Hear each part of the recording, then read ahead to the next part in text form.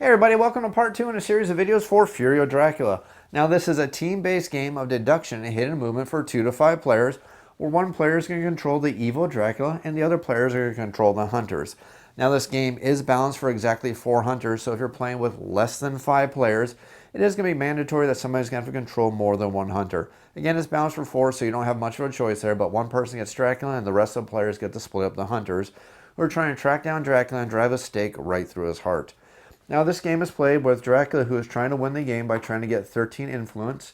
And if he can get 13 influence, he's going to win the game instantly. And the hunters are trying to track down Dracula, figure out exactly where he is because it is a hidden movement game. And if they can manage to put enough stakes through his heart to do 15 points of damage to him, the hunters are going to win the game instantly.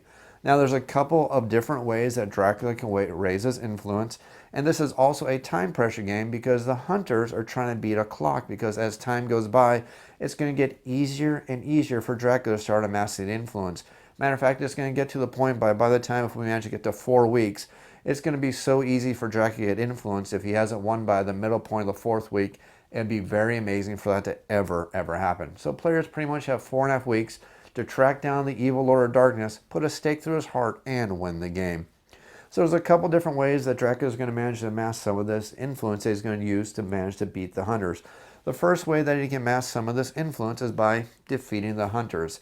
Now there's no player elimination in Fury of Dracula, so anytime a hunter is defeated, he's simply going to be sent to one of the 3 hospitals that are on the board. But as soon as one of the hunters is defeated, whether it's Dracula defeating him directly, or whether it's one of the traps such as a bodyguard doing some damage to the hunters and sending them to the hospital, or even a wild pack of wolves attacking the hunters and sending them to the hospital. It doesn't matter. Anytime one of the hunters is going to be defeated, Dracula is going to gain an amount of influence based on how much despair is currently on the board. Now, every single week in the game, every time one of the weeks passes, there's going to be 1 level of despair added to the board, and that's going to be cumulative. So at the end of the 2nd week, we're going to have 2 levels of despair. At the end of the 3rd week, we're going to have 3 levels of despair. And again, once we get to that 4th week, that time pressure is really on for our hunters.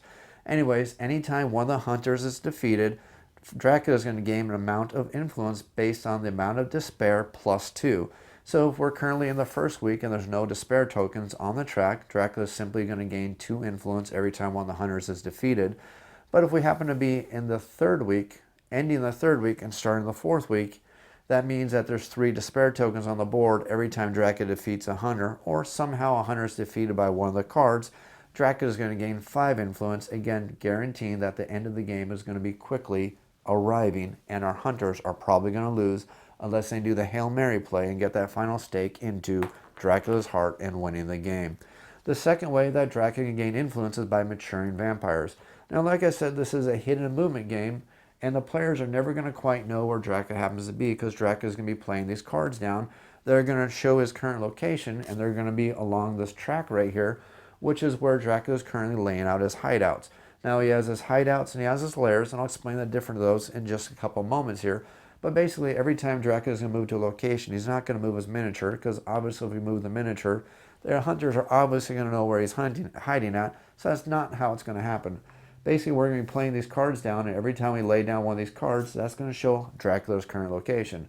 So in this case, right now, Dracula is currently hiding in Budapest, but we don't place Dracula over here in Budapest. We're simply going to leave his miniature over here on this location right here, even though we know face down that Dracula is currently hiding in Budapest. But our hunters don't do that unless they manage to track down this trail, play some of these event cards or anything that's going to allow them to get some secret advantages, and finally track down where Dracula happens to be hiding. So the players need to be figuring out where he's hiding because he's trying to mature these vampires. And every time one of these vampires matures, Dracula's going to gain a certain amount of influence based on the level of the vampire.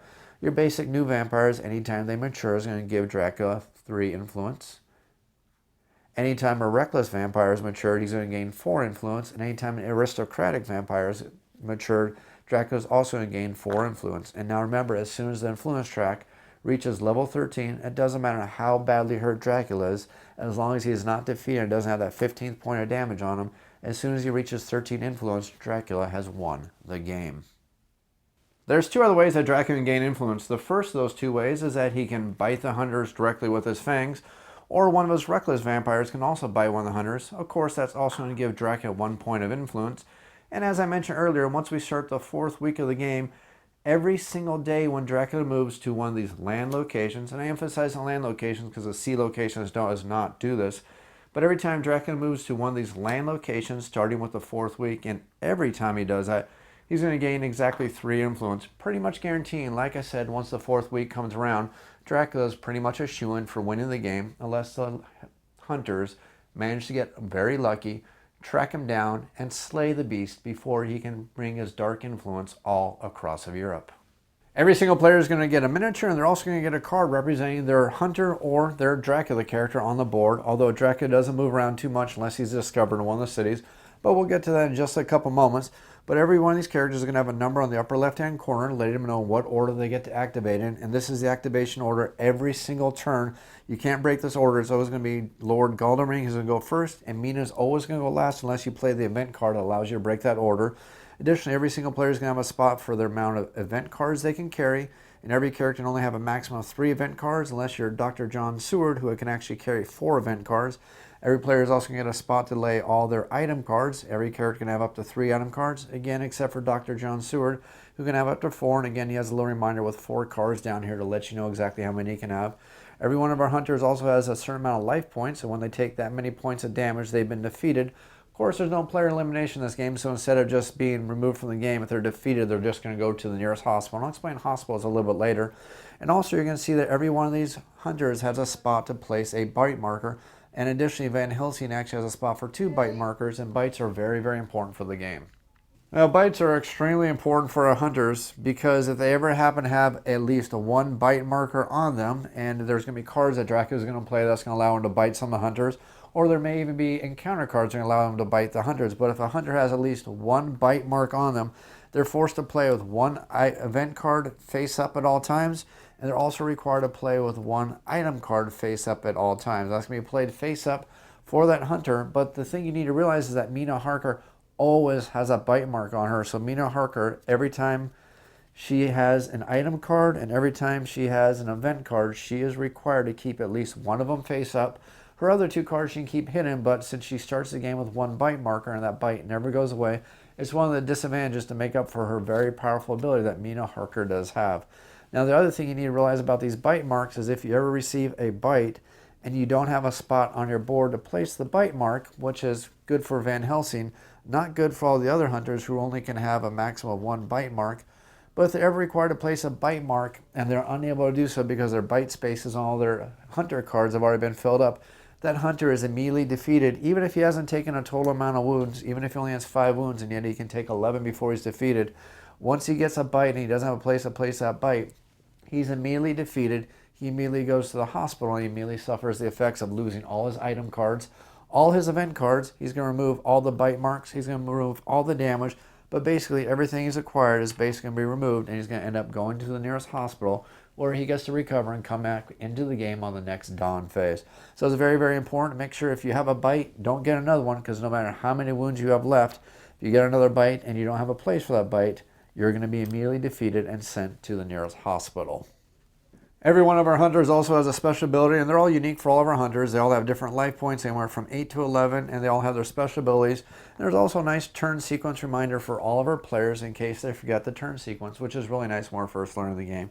So the important thing to remember is that all the hunters have special abilities. They can't get too many bites, and again, if you get 15 points of damage on Dracula, Dracula is defeated, and our hunters win the game, but Dracula also has some powers he always has to pay attention to. And they're nice reminders to let you know about some of the other things about the game. Some of the rules are easy to forget, such as the fact that Dracula gets influence whenever he defeats hunters. He can't flee from the battle if he feels like he has the upper hand. And also, if he is wandering around starting the 4th week of the game, he's going to start bringing lots of doom and lots of influence across the board. Basically, once you get to the 4th week of the game, if the heroes don't do that Hail Mary play, it's pretty much going to be game over, and Dracula is going to win the day. Now, at the start of the game, you need to do a couple quick preparations before you set the game. The first thing you need to do is you need to shuffle the item deck. This is all the items that the hunters are going to have access to throughout the game when they do various supply actions in the various large cities. The next thing you need to do is you need to grab all the hunter event cards, which you can tell have this holy symbol on the back of them. And then you're going to have a stack of Dracula event cards. You can tell those because they have Dracula's skull and bat symbol on the back. Now you're going to take both these decks, you're actually going to shuffle these decks together, so don't get confused by the fact that you have different backs on them. You're basically going to shuffle these two decks together, and depending on how the events occur throughout the game, that's going to judge exactly what kind of events are going to be drawn by the heroes and which kind of events are going to be drawn exactly by Dracula. Once you shuffle these two decks together and be placed off to the side, next thing you need to do is you need to shuffle up all the encounter cards. Now these encounter cards are for Dracula to have access to only. And Dracula is going to start each game with a hand of exactly 5 of these encounter cards. Again, we're not going to tell the hunters exactly which encounter cards we have. These are going to be hidden. We're going to be placing these encounter cards on the trail to cause a lot of problems for the hunters and make their life very, very difficult. And the next thing we need to do is we need to shuffle up all the combat cards for Dracula. There's 13 of these combat cards. Just need to give them a quick shuffle. We're not going to draw any of these until we enter combat. And since at the start of the game we're not in combat, we don't need to worry about it. Now I'm going to show you how to play this game with the full rules, including the layers and also the rumor tokens, because I don't think it adds that much to the game, and it's actually the best way to play the game. So at the start of the game, the Dracula player is going to start with 1 rumor token, and you're going to gain 1 additional rumor token every single week, whether you spend the prior one or not. So there are 4 rumor tokens in the game. Again, you're going to start the very first week with exactly 1 rumor token. And the next thing you need to do is you need to take all your lair cards for your land lair cards. You take all your sea layer cards, which you can tell have the different back. And now I personally suggest that you take all these and you shuffle them up. When the game comes to you, it's shipped to you, all these cards are in alphabetical order. Now the trick here is if you don't shuffle these cards up, when you flip these cards over, and these are going to be how you're going to be deciding the routes that Dracula's going to be taking. If you take your hand of location cards and you take the top card right here, since they're in alphabetical order, the hunters are pretty much going to know that you picked a city that begins with the letter A. If you take a card towards the back, they're pretty much going to know that you picked a city that begins with the letter Z. So it's kind of going to be a dead giveaway for the hunters exactly where you're starting. And we don't need to give these dastardly hunters any clues how to stop us, the mighty Dracula. So I usually suggest, and I know this adds a little bit of time to the Dracula phase, but I think this is the best way to do it. You take these location cards, you shuffle them up pretty darn good, so the hunters don't know exactly which cards you're drawing when you fan it out like this. And you pick your starting location, and that's the location you're going to pick. Of course, Dracula does not pick their starting location until the hunters pick their starting location. So we need to backtrack a little bit, and all the hunters need to start the setup for their side of the board. Over on the hunter side of things, you're going to see that we have the train tickets, which are going to be randomly shuffled up, and they're going to be placed face down so the hunters don't know exactly which tickets they're grabbing. They're supposed to be grabbing these tickets quite random. When I play the game, I actually throw all these into a little bag. The game doesn't come with a bag, but that's how I play. I just have a little Crown Royal bag that I got, throw them all in there and just grab them out at random. Then you're going to have to separate the basic combat actions for every one of our hunters. Now the hunters don't actually gain these cards because they do this because they don't want you to be confused with the max amount of cards that each one of our hunters is allowed to keep in their hand. So you need to put the 4 punch cards, the 4 dodge cards, and the 4 escape cards off to the side. And the hunter is only going to take these cards when they enter combat.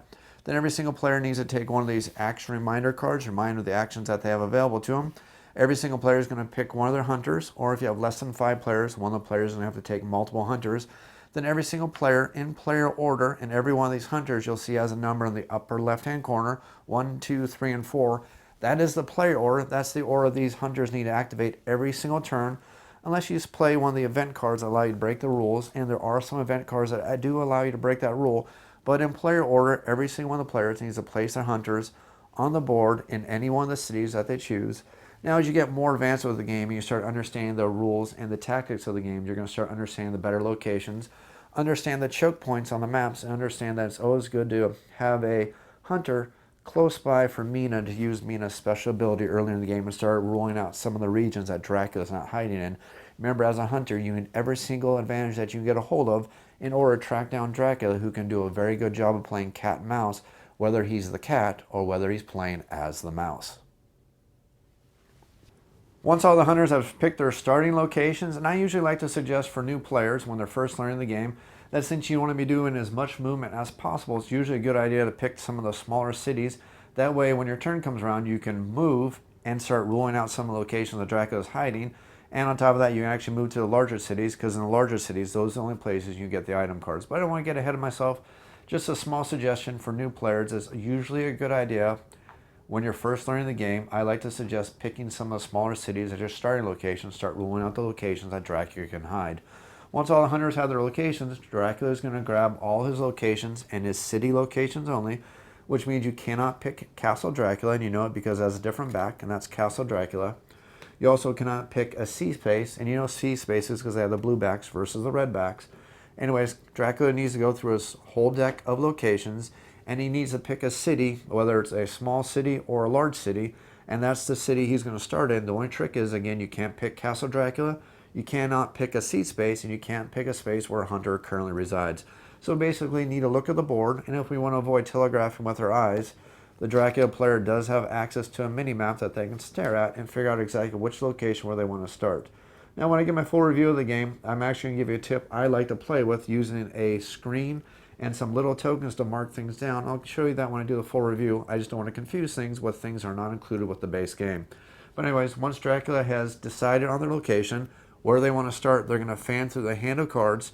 They're going to pick the location that they want to start at, and they're going to place that over at the #1 spot on their track where they're hiding at, and then the Dracula player is going to place their miniature right on the red spot, signifying where Dracula is hiding.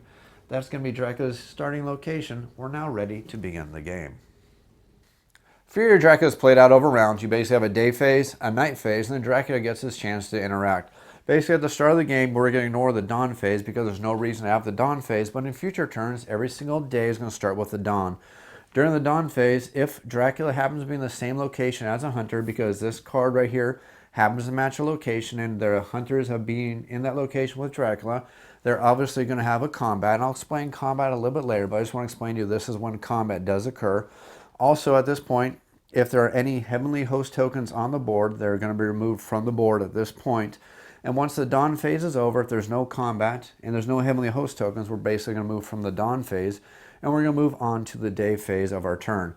During the day phase of our turn, the hunter is going to get access to all of their actions that are available to all the hunters. And I'll go over these in just a moment, but just do know that the movement is one of the actions the hunters can do, but movement can only be performed during the day. If it happens to be a night phase, the hunters have access to all their actions except for movement. Movement cannot be done at night. So if it's a day phase, you can do pretty much everything on your action card. If it's the night phase, you can do everything except movement, depending on which locations you happen to be in. And also there's going to be slightly different rules if you happen to be in one of the C spaces.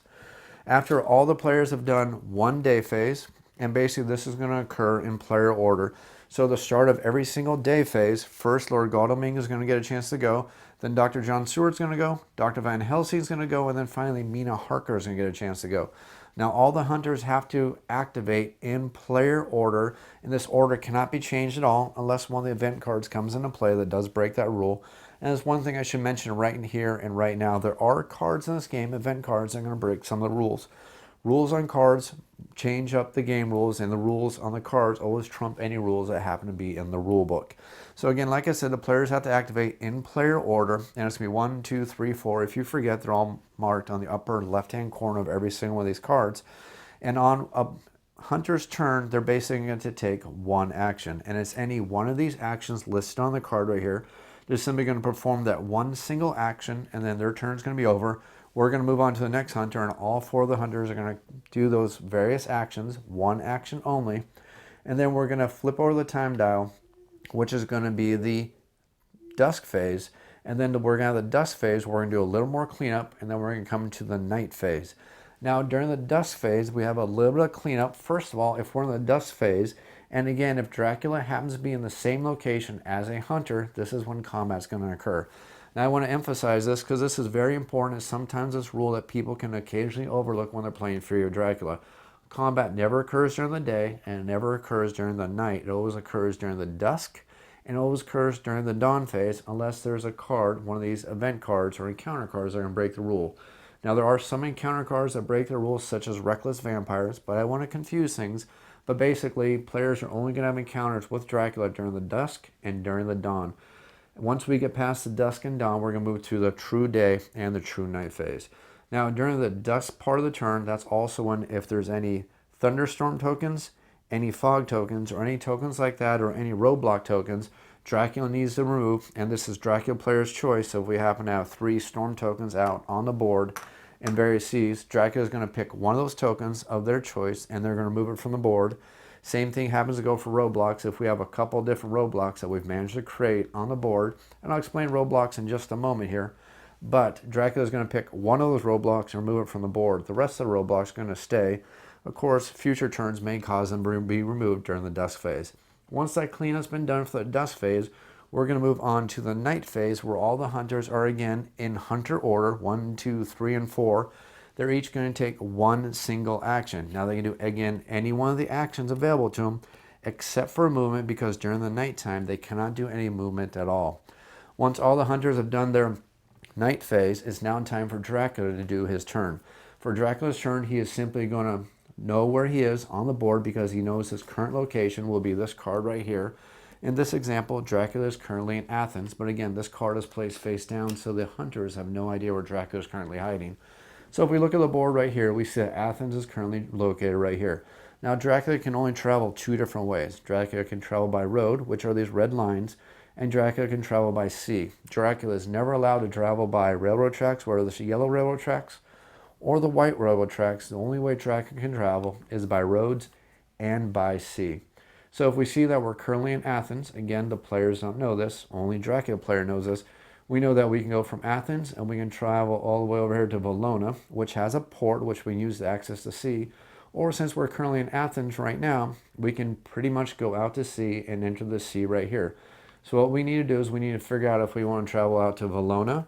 And if we do, we need to find the Valona card in our stack of cards right here. And then before we place this down, we're going to move up our current location. It's going to slide one space to the right on our hideout track. And then we're going to take the Valona location, place it face down, and that's going to be our current location where we're currently at. Once we play a location card on the board, and as long as it's a land-based location, we can't do this at sea. What we can do is after we've placed that one location, we're going to look at all the current encounter cards we have in our hand, and we're going to pick one of those encounter cards and one of those encounters only, and we're going to place it face down on top of the location we currently inhabit. After we've done that, we're going to draw back up, because we always have 5 encounter cards in our hand. So remember, we're going to place the encounter card on our current location, not on prior location, which means that since we did start the game at the start of the game, our very first starting location did not get an encounter card, so our starting location can pretty much never get an encounter card on, unless it becomes a lair, but I'll explain that in just a few moments. Just know that your very first starting location never gets an encounter card, and starting after that, every time you go to a current location, your current location only will get one encounter card placed face down on top of it.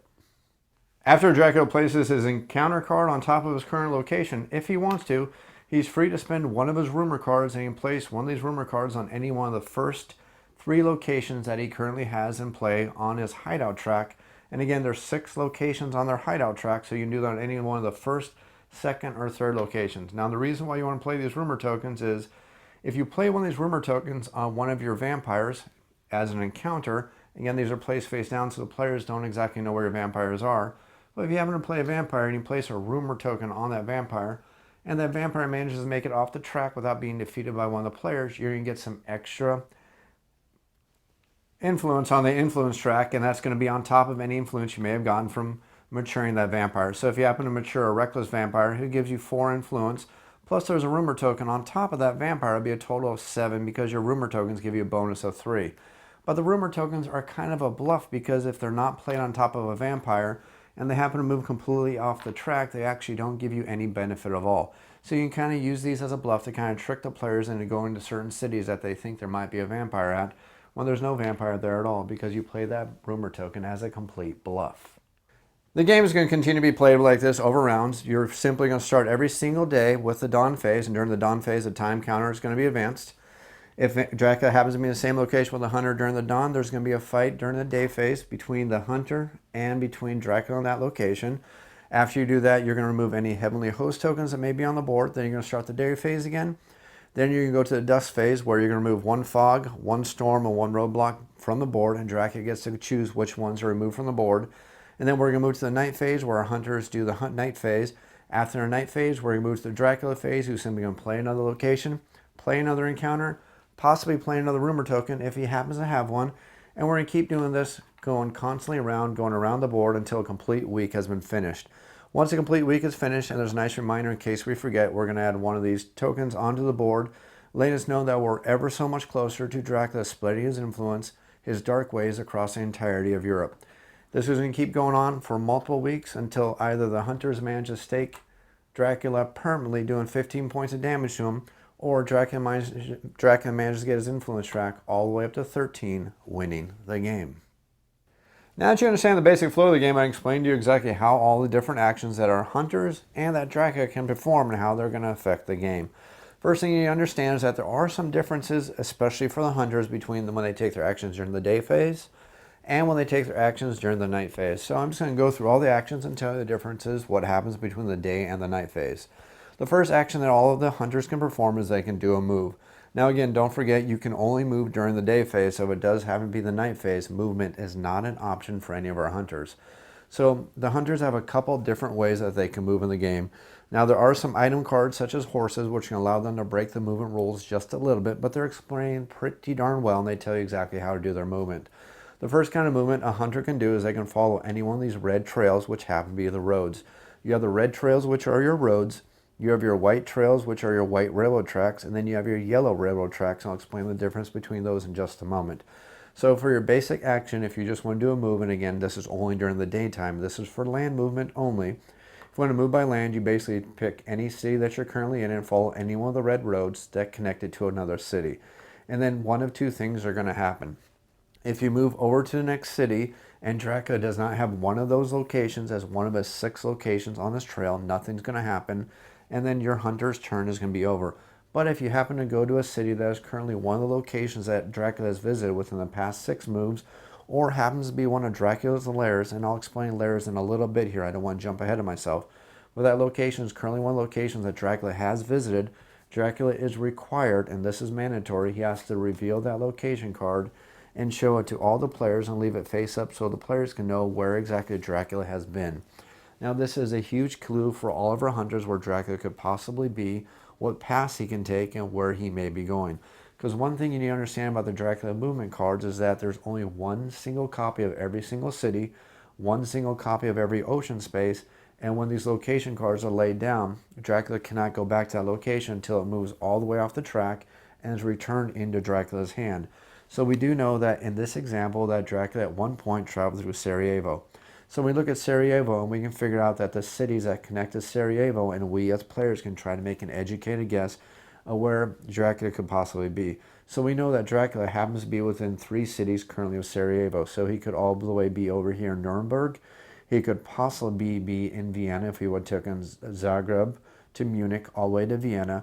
Or we figure out that he could went to Bulgaria, from there all the way out to Bucharest, and finally from Bucharest all the way going out to Constantina. So we need to start thinking and start figuring out where Dracula could possibly be by following his trail.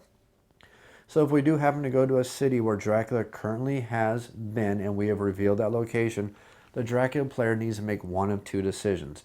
So every one of these locations should have one encounter card, unless it's been turned into a lair, then it may have more than one encounter card.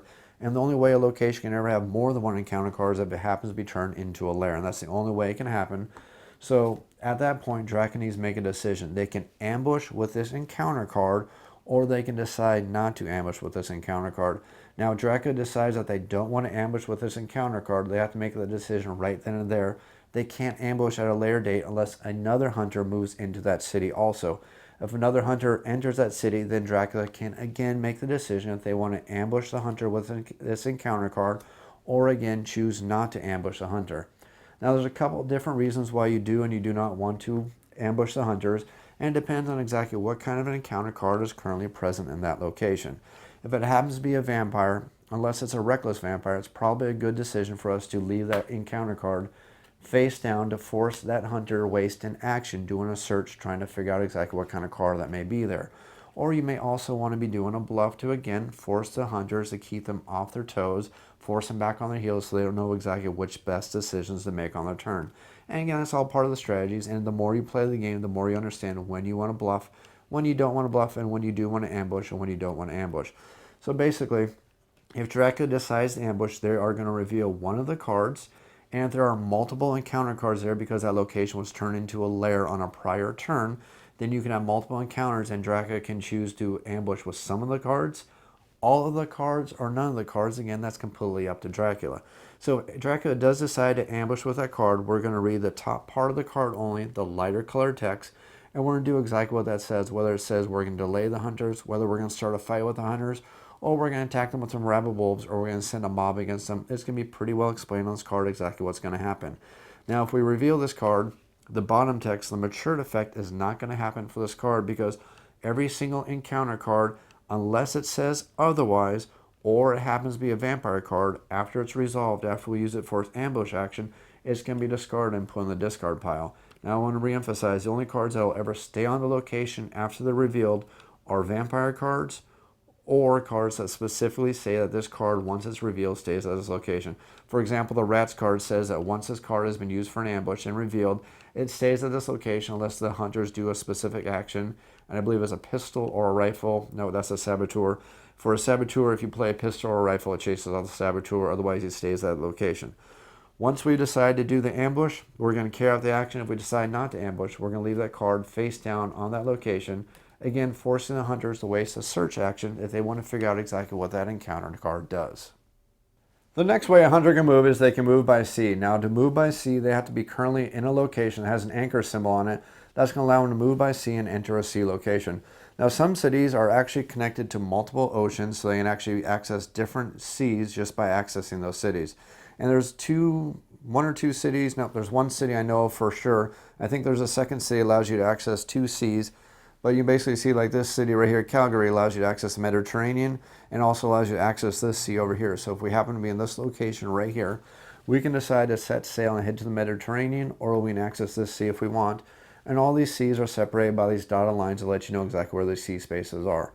Now, if a hunter is currently in a sea space during the day, and this again is only during the day phase, if they're currently in a sea space during the day, they are forced to move. They cannot stay stationary in their current location.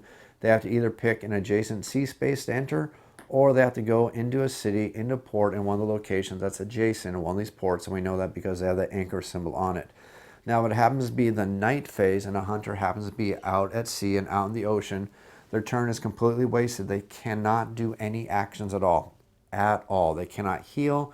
They cannot do a search. They cannot do any actions at all. When a hunter is at sea, if it's a night phase, their turn is basically passed. But if it happens to be the day phase, they have to do a move action. They cannot stay in their current sea space. They can either do a move into a nearby ocean space, or they move into a valid city that's accessible by that ocean space or that sea space and move along those lines. Those are the only ways they can move by sea is by day. If it's night, they're forced to stick in their current location.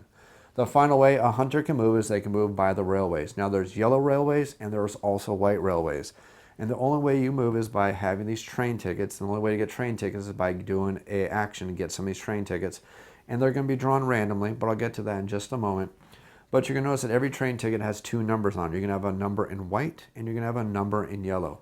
Now, these are going to be different values, anywhere from 1 to 2.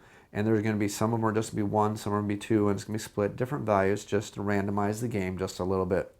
So if a hunter wants to move by a white railway, they can move as many spaces as they're listed in white for that number. So for example, this hunter right here is in Zurich, could move through Strasbourg all the way to Munich because we're going to travel across 2 train tracks.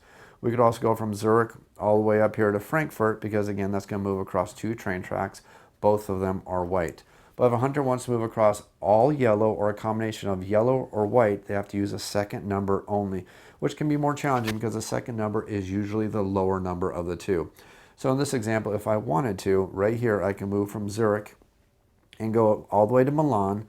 Then from Milan, I can go to Genoa, following the 2 yellow railroad tracks. Or if I happen to be in a city such as Leipzig, I can move from Leipzig across the white track to Berlin, and then follow the yellow track all the way over to Prague, because again, I'm going to move the second number on my track, or my ticket voucher. And once a ticket voucher is used, it's discarded, and it's going to be shuffled back up into the pile. And again, that's why I mentioned earlier, I like to use a bag for your tickets, so you can just throw it back in the bag and draw a new one when you do the get the ticket action on a future turn. That's movement by railways. The next action a hunter can do is if they're on a land space, and remember you cannot do this on a sea space because the only thing available to you on a sea space is movement, but day or night, if you happen to be in a city, whether it's a large city or a small city, you can reserve one of these train tickets. Now again, when you reserve a train ticket, you're simply going to pick one up at random and you're going to add that to your player board, and that's going to be a train ticket that you can use to spend on a future turn. Now there's a couple caveats to these train tickets. The first caveat is that no player can ever have more than 2 train tickets total at any time. If a player currently has 2 train tickets and they want to draw another one, they need to discard one of their current train tickets, put it back in the bag, and then draw another one out, which means that there is a potential they could redraw one of the ones they discarded. But again, you can never have more than 2 train tickets, and that goes for all of our heroes. The next action you can do on your turn is, whether it's day or night, as long as you're in a city, whether it's a large city or a small city, you can do a rest action. When you do a rest action, you're simply going to heal 1 life point. You remove that damage from your hunter and put it back in the supply.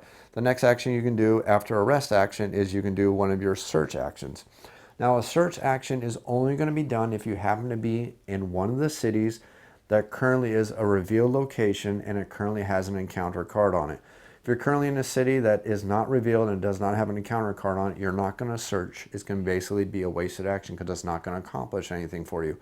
You're only going to search if you happen to be in a city with a face-down encounter card. If you do a search action, you're going to force Dracula to reveal all the encounter cards in that location, and then you get to go through and deal with all these location cards or these encounter cards in any order you like, because you did the search, so you get to deal with them any way you can. And they're not actually going to ambush you, so you basically get to take those encounter cards out much more simply and much more effectively, especially if they happen to be vampires. You can start the combats with those vampires and defeat those vampires. The next thing you can do is you can do one of the special actions. Now, there's a couple different special actions. Some of the hunters have special powers, such as Mina Harker. She has the special abilities. If there's another hunter currently in her location, she can use her special power and force Dracula, let her know if he's currently in one of the regions she currently occupies. Now, before we go any further, this board is broken up into multiple different regions. You can tell the different regions by the color coding. For example, all of Italy happens to be one color, so it happens to be one region over here. All of Germany happens to be the second color right over here, so you see that this is also one region. So if Mina Harker happens to be in Frankfurt, and this hunter also happens to be in Frankfurt, as her action, whether it's day or night, she can look at the Dracula player and say, is your current location, which is always the first location on the track over here, is that location one of these locations currently over in this region, the region of Germany? And Dracula has to tell the truth. Now, if his location is currently in that location, he does have to let the hunters that, yes, he is currently in this location, if that does happen to be the case. But if he is currently not in this location, and we can see that if we look at all of our locations, see our current location, we're currently in Nuremberg. So since we're in Nuremberg, and we see that Nuremberg is currently on the board, we can see exactly where that's at. Know that we do happen to be in this region. We do have to reveal to the hunters that we are currently in the same region. I do want to emphasize, though, that we don't actually tell them we're in Nuremberg. We just have to say, yes, we are in this region, and that's all we have to tell to the hunters. The other thing that we can do as special actions is there's a whole bunch of event cards throughout this event deck usable by the heroes, the hunters, that'll say something to the effect that play as an action. You're simply going to do exactly what the card says. So, for example, this card says the wax cylinders. We can play as an action for one of these 2 actions. That's going to use up our action for that, whether it's the day or the night phase. Because remember, every single hunter gets 1 action during the day and 1 action during the night. So that's another possible action that we can take, and that is a special action. The next thing that we can do as a hunter is we can do a supply action. Now, the supply action is going to be the same day or night to a point, but there's going to be a couple different differences, and it's also going to be based on whether the fact that we happen to be in a small city or if we happen to be in a large city. And you can tell the difference between a small city and a large city by simply looking at the map. We see that this is a smaller picture showing more like a town. That's going to be a small city. And we have this larger image right here for Vienna. We're going to see that's actually a large city. If we happen to be in a large city and we're going to do a supply action, the very first thing we're going to do is we're going to draw an item card, and we're going to look at that item card and we're going to place it down on top of our current hunter. Now, there's a couple different limits for all of our hunters here. Every single hunter except one hunter can have a maximum of 3 item cards at any single time. Now, there is one hunter that allows him to break that rule, and that's Dr. John Seward. He can actually have up to 4 item cards at a time, but every one of our other hunters are only allowed to have 3 item cards total at any single time. Now, it does include the punch, dodge, and escape cards, because those are extras, and I'll explain those when we get to combat, but we get a max of 3 item cards per hunter except for Dr. John Seward. Now, again, if we're in a large city and it's the daytime, we're going to draw that item card, and then we're going to draw the top event card. Now, the top event card is for our heroes, and it's during the daytime. We're again going to add that card to our hand, and again, just like the item cards, none of our hunters can ever have more than 3 event cards. So we have 3 item cards and 3 event cards. Again, unless you're Dr. John Seward, he gets 4 item cards and 4 event cards. But we have to be very careful, because if it's during the daytime, while we may get a whole bunch of these cards that are for the heroes, if the top card is ever a Dracula card and it's during the daytime, we're simply going to take that card and we're going to discard it, removing it from the game, because we're never going to go through this entire deck of cards, so we pretty much guarantee that this card is probably not going to come back into play, except for the rare chance, because there's one card that's going to shuffle everything back together. So there's a slim chance, but most likely this card is most likely not going to come back into the game. Now that's how things are going to be done during the daytime if we happen to be currently inside a big city. If we happen to be during the daytime, we happen to be in a small city, we're not going to draw an item card. Instead of drawing an item card, we're simply going to draw the top card from the event deck. Again, if it's a Dracula card, we're simply going to discard it. If it happens to be a card for the heroes, we're simply going to take it in our hand and add it to our player board, letting us know that, again, we cannot go past the maximums for each individual hunter. Now, there's one slight trick to this, though. If it happens to be the nighttime, things are going to be done a little bit differently. If we happen to be in a small city, again, we're not going to draw an event or an item card during the night. But if we happen to be in a big city during the night and we decide to do a supply action, we're again going to draw an item card, add it onto our hero, onto our hunter, and then we need to draw an event card. But here's the trick. If it's nighttime, we're going to draw the event card from the bottom of the deck. Now, if it's an event card for the hunters, everything's wonderful and we get to gain that event card for a hunter. If it happens to be nighttime, though, and we happen to draw a Dracula card, instead of this Dracula card being discarded, it's going to be handed to Dracula face down. The hunters are never allowed to look at this card. It's going to be given directly to Dracula, and Dracula does not have a limit on these cards. He can draw these cards and add them directly to his hand. He can never have more than 4 of these cards, though, but he gets to gain this card face down, and he gets to play it following the rules for that event card. And again, if you decide to do a supply action at night, you're not going to get an item card, you're simply going to get an event card. Again, if it's night, you're going to draw from the bottom. If it's a Dracula card, Dracula gets it. If it happens to be a Dracula card, still they're going to get it. But if it happens to be a hero card, the hero is going to get it directly. The final action available to all of our hunters is the ability to do a trade. Now, hunters have to be in the same city to trade, and they happen to be in the same city. They are free to trade any item cards between them, and these cards can be traded in secrecy between them. They don't have to reveal to Dracula exactly what cards they're trading. They can also trade tickets between each one of them, again, not revealing exactly which tokens are being traded. Now, generally for our hunters, they can only trade tickets and they can only trade items. But Van Helsing does have a special ability that allows him to trade event cards with other hunters no matter where they're located on the board. He doesn't even have to share the same location with them. So if Van Helsing happens to have an event card, for his action, he can simply give that event card to another adventurer, another hunter on the board, and that's really, really good, especially considering there are some event cards that can only be used by certain hunters. So Van Helsing is a great tool to help move these event cards to the right hunters so they can use them as efficiently as they need to try to defeat Dracula. Those are all the actions that are available to our hunters. Now, when it comes to Dracula, Dracula plays a little bit differently than how our hunters happen to play. See, when Dracula starts his turn, the very first thing he needs to do, he needs to slide his track of hideouts down one way. And this is how we're going to mature our hideouts and allow him to activate the special abilities, start gaining some influence, and start making life very, very difficult for all of our hunters. After we've gone through a day phase and a night phase, again, that's when Dracula gets to interact with the hunters. The very first thing we need to do is we need to slide all of our locations down one space to the right. Now, the last space on the board is either going to fall off, go back in our hand, meaning that we can choose that location at a later date if we make a legal move to it, because it's no longer on the board, it's now accessible to us. The other thing we can do is we decide that we're going to turn this location into a lair. Now, if we turn this location into a lair, it does not mature, and that's very important because if there's any encounter cards on that location, those encounters are not going to mature, and the mature effect is not going to go if we make them into a lair. The only way they're going to mature is if they slide all the way off, the location comes back into our hand. Any tokens on top of that location are also going to be put back in the general supply, and any mature effect that happens to be on that bottom of that card is going to happen. So, for example, if we happen to mature the card that says New Vampire, what's going to happen is we're going to remove the last 3 spaces of the time track of our location trail. They're going to be completely cleared and wiped off the board. All the encounter cards are going to be completely wiped, and they're not going to go off. So as a little tip for new Dracula players, don't play 2 vampires next to each other, because if you mature the last one, the one white behind it is going to be wiped off the board and you're not going to be able to mature that vampire. Anyways, if a card is matured, we're just going to simply look at the mature effect for that card, and that effect is going to happen. And they're pretty self-explanatory. For example, this card says that when this card is matured, which means that this encounter happened to be on top of this location, and at the start of the Dracula turn, we're going to slide all of our cards over. Every single location is going to go over one single space completely.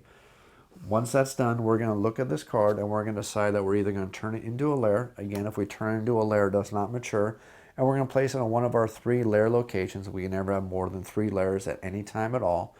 But if we decide to turn it into a lair, it's going to become a lair there, and we can't use that location or that card until we happen to move back there, which is going to move it back to the front of the row, and I'll explain that in just a second. But if we do decide that we're going to mature that location, again, if this card right here tells us that we have to reveal this location, we do have to reveal it, otherwise we don't reveal the location. But for example, this vampire says reveal the location, so we're going to show the location to the players.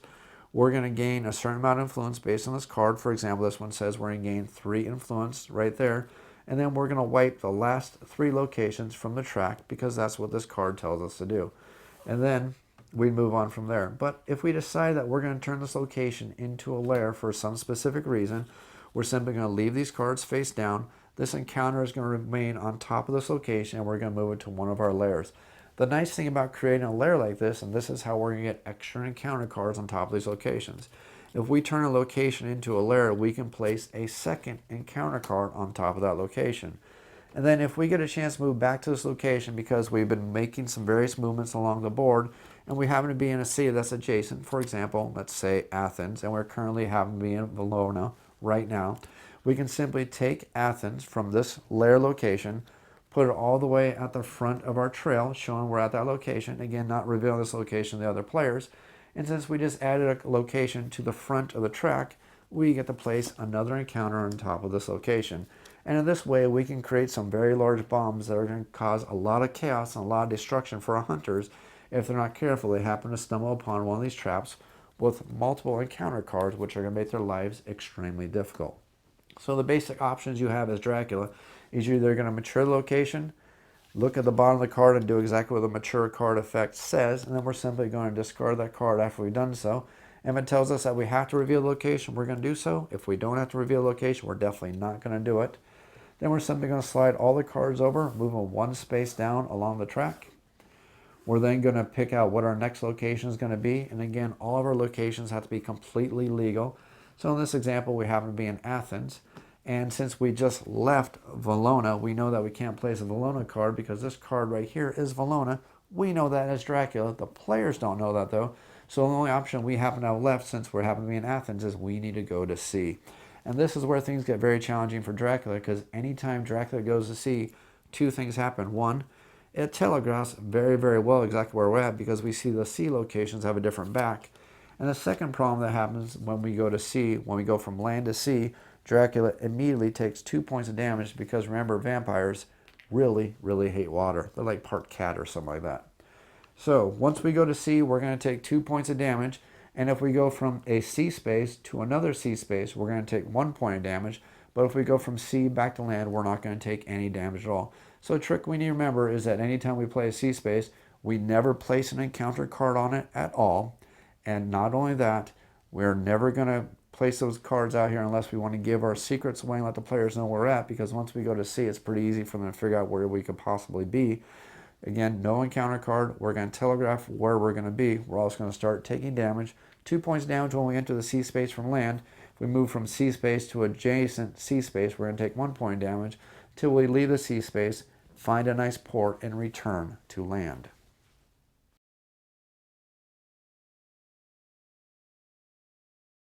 Now the cool thing about Fury of Dracula is that combat is not random like some of the other games out there. Combat in Fury of Dracula is actually done through card play, and there's some really interesting card play. That's the way it occurs. Now there's pretty much 3 different kind of forms of combat we can have in Fury of Dracula. We can have Dracula versus a single hunter in a city. We can have Dracula versus multiple hunters in a city. Or the final kind of combat we can have is between a hunter and some of the vampires that the hunters are going to encounter at various locations when they have encounters, either through ambushes or maybe they're just going to discover by using a search action. Now all these combats are pretty similar in how they occur. If we understand how to do combat between Dracula and one hunter, the rest of the combat is going to fall in line pretty darn quick. The way the combat is going to resolve is the hunter in question who's in combat is going to take as many item cards as they have. Now remember, the max amount of cards that any hunter can have is 3. Unless for Dr. John Seward, he actually managed to get 4 item cards, but that's the most amount of cards they can have. And then every hunter who's involved in the combat needs to also, on top of their item cards, grab 1 punch card, 1 dodge card, and 1 escape card, and that's going to form their combat hand. So now remember, that means that every single hunter except John Seward can have a maximum of 6 cards in their hand, while Dr. John Seward can have a total of 7, and then Dracula is going to grab a hand of 5 combat cards. And they're going to be drawn from the top of his combat cards, and these are going to be placed off to the side because we're going to continue to draw cards from this combat hand every single round as we continue the combat. You'll notice that every single combat card for Dracula happens to have a symbol on it on the upper left-hand corner. For example, Plotting has what looks like a couple cards on it.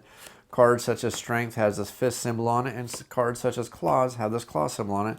And even the Fangs card has its own symbol. It looks like a little fang symbol.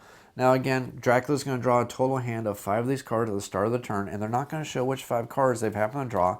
They're going to take these 5 cards in their hand, and then the hunter player is also going to take their hand of cards, and each player is going to take their hand of cards, and they're going to place 1 card face down in front of them.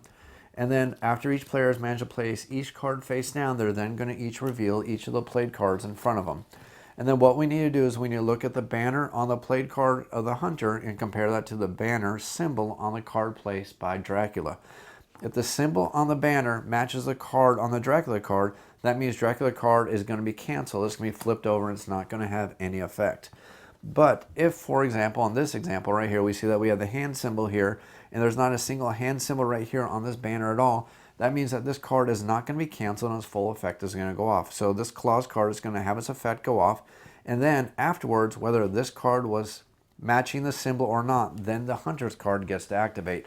Unless the card played by Dracula says that the hunter's card is not going to go off. And some cards are going to do that. For example, such as Mesmerize says that the hunter's card is going to be canceled. And we see that if we play down the Mesmerize card. Again, if our Mesmerize card is not canceled, see, we see in this instance, if we played Mesmerize instead of the Claws, since the symbol on Mesmerize matches the same symbol on the Hunter's card, that means our Mesmerize card is going to be canceled and flipped over. But if, for example, if we played the Mesmerize card and the Hunter had played a different card that did not have the matching symbol, such as the Dodge card, we'll see the symbols don't match, that means the Mesmerize card is going to go off, and that means the Hunter's card is not going to go off. It's actually going to be canceled. So that's basically how combat is going to occur between the Hunter and between Dracula, except there's a couple different caveats to this. The combat is going to go for 6 turns, and at the end of the 6th turn, unless one of them has been defeated, whether it's Dracula or the Hunter, unless one of them has been defeated before the end of the 6th turn, combat is going to go for a total of 6 turns. But if Dracula manages to play one of his cards that allows him to escape from the combat, and the card is not canceled, such as Escape as Bat or as Escape as a Miss card, if those cards are not canceled by the Hunter playing a card that happens to cancel their effects, then those cards are going to go off, and then the battle is going to end prematurely. There's one trick to this, though, and that's going to be based on the tokens over here on the Despair track. You see, Dracula is a very, very prideful creature, and there's a little reminder on his card right here to let you know just in case you forget. And it's basically going to tell you that you cannot play an escape card as Dracula in any combats until you've played a certain amount of combat rounds equal to the amount of despair tokens on the board plus 1. So there happens to be 3 despair tokens on the board. We can't play an escape card until the 5th round of combat. There happens to be 0 despair tokens on the board currently. That means we can't play an escape card until the start of the 2nd round of combat. So basically, combat is going to be played out over 6 rounds. Unless we escape from combat as Dracula, unless Dracula is defeated and our Hunters win, or unless Dracula manages to defeat the Hunter, and when a Hunter is defeated, he's immediately going to go to the nearest hospital, and he'll appear at that space at the dawn of the next turn. So if he's killed at the day, during the day cycle, or during the dawn with a fight with Dracula, he's actually not going to appear in the nearest hospital until the next dawn phase. Or if he's killed at dusk, again, he's not going to appear until the next dawn phase, and that's when he's going to go to the hospital. And once he's in the hospital, the only action he can perform is a modified supply action. It's modified because the only thing we can draw is we can draw an item card. We can't draw any event cards, or we can decide to move from the hospital into the city during our daytime movement phase. After a Hunter has played their combat card, that combat card is actually not going to be available to the Hunter for 1 round of combat. And the way that's going to work is, let's start this all over again. Let's say at the beginning of this combat round, we as Dracula decide to play our combat card, and then the hunter player is going to place their combat card on the table. We'll both reveal our hunter card and our vampire card, and then we're going to compare the banners and see if those cards go into effect. In this case, we're going to see the claws is going to go into effect, the claw effect is going to occur, and then the punch effect is going to occur, hitting Dracula right back.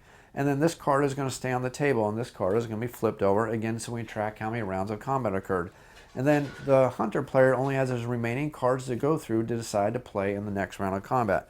So in the next round of combat, Dracula can play another card. Again, it's going to be played face down. And then the hunter player is also going to play another card face down. And then these cards are going to be revealed, and we're going to see if the cards are canceled or if they happen to go off.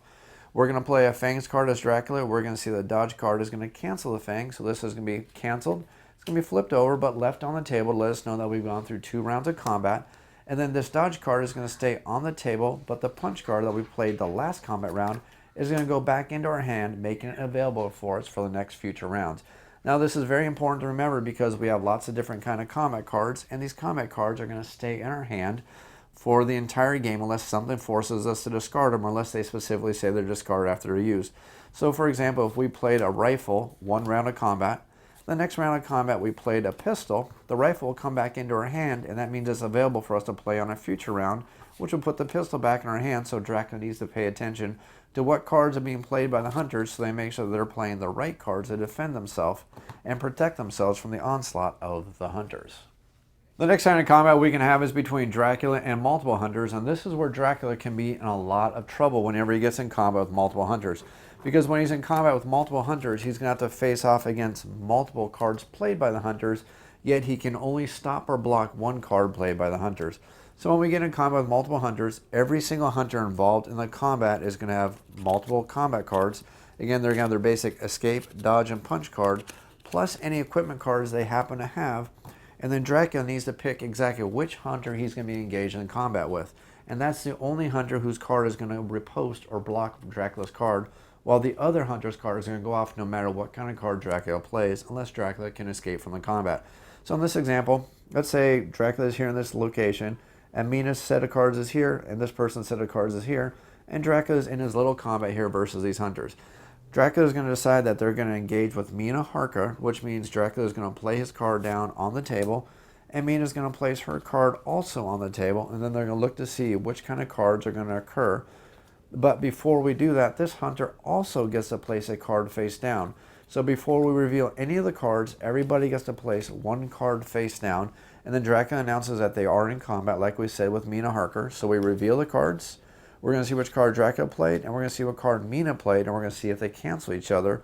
In this case, they're not canceled, so Dracula's strength card is going to go off, then the pistol is going to go off, and then this hunter's card is going to go off no matter what card was played by the Dracula player. So let's choose a better example for this, one with a banner.